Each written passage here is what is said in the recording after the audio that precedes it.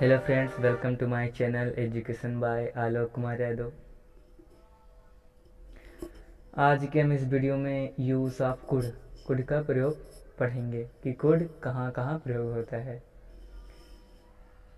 यह कैन का past tense है और कैन के बारे में हमने नेक्स्ट वीडियो में पढ़ा है कि कैन कहाँ प्रयोग होता है, और अब यहाँ पढ़ेंगे कि कुड कहाँ प्रयोग होता है।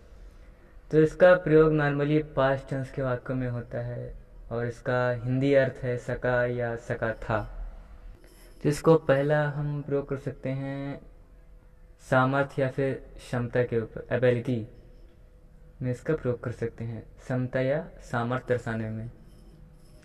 जैसे एग्जाम्पल के तौर पे हम समझते हैं, जैसे एग्जाम्पल है मेरा भाई इंग्लिश बोल सकता है। मेरा भाई इंग्लिश बोल सकता है, तो यह उसकी सामर्थ्य है कि वह इंग्लिश बोल सकता है। सामर्थ्य, एबिलिटी। तो पहला एग्जाम्पल है मेरा भाई इंग्लिश बोल सका, मेरा भाई इंग्लिश बोल सकता था। ठीक। जैसे मेरा भाई अंग्रेजी बोल सकता था।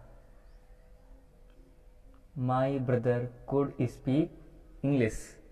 My brother could speak English. क्या बनाएंगे इसका हम? माई ब्रदर अब हम कुड का प्रयोग करेंगे। COULD, कुड का प्रयोग कर दिया मैंने। My brother could speak English. SPEAK, speak English. My brother could speak English. तो पहला प्रयोग हमने सामर्थ्य के रूप में पढ़ा कि कुड का प्रयोग सामर्थ्य के रूप में भी किया जा सकता है कैन की तरह। और सेकंड प्रयोग हम पढ़ेंगे भूतकाल की संभावना में, इंग्लिश में पास्ट पॉसिबिलिटी, भूतकाल की संभावना।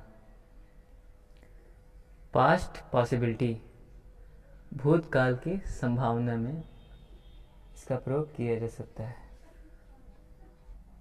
जैसे वह ट्रेन को पकड़ सकता था। वह ट्रेन को पकड़ सकता था, अर्थात पहले की बात हो रही है, भूतकाल की संभावना के लिए कि वह ट्रेन पकड़ सकता था यदि वह जल्दी जाता तो।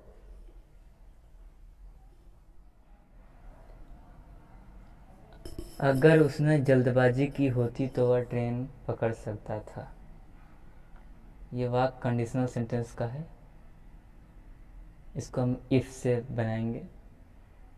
अगर उसने जल्दबाजी की होती तो वह ट्रेन को पकड़ सकता था। अगर उसने जल्दबाजी की होती तो वह ट्रेन को पकड़ सकता था। तो सबसे पहले हम बनाएंगे, हमें कुड का प्रयोग करना है, तो इसको सबसे लिए वह ट्रेन को पकड़ सकता था, इसको हम पहले बनाएंगे। क्या बनेगा ये? ही कुड हैव, क्योंकि पास्ट टेंस में है, he could have caught, CAUGHT third form लगेगी। He could have caught the train,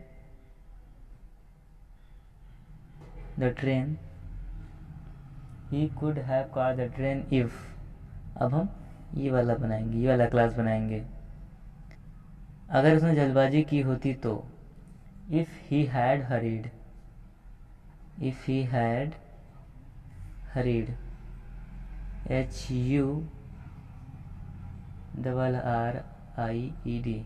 he could have caught the train if he had hurried। यदि उसने जल्दबाजी की होती तो वह ट्रेन को पकड़ सकता था। तो ये पास्ट टेंस की संभावना में हो। और इसके बाद हम थर्ड नंबर का प्रयोग पढ़ेंगे वर्तमान काल में विनम्र निवेदन। वर्तमान काल में विनम्र निवेदन।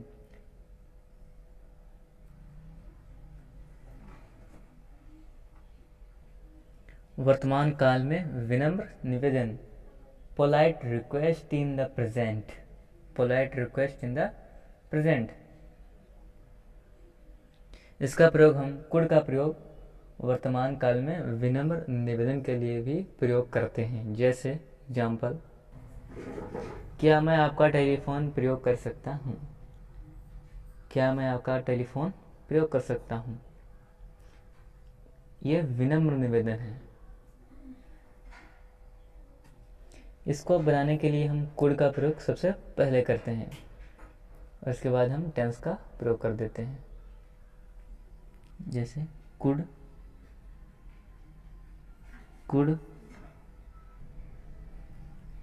आई यूज योर टेलीफोन।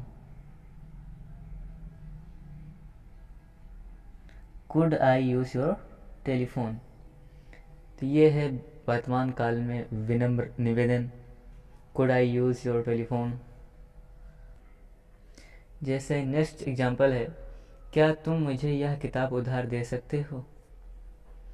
तो इसको भी हम सेम उसी तरीके से बनाएंगे। क्या बनाएंगे, could you lend me this book।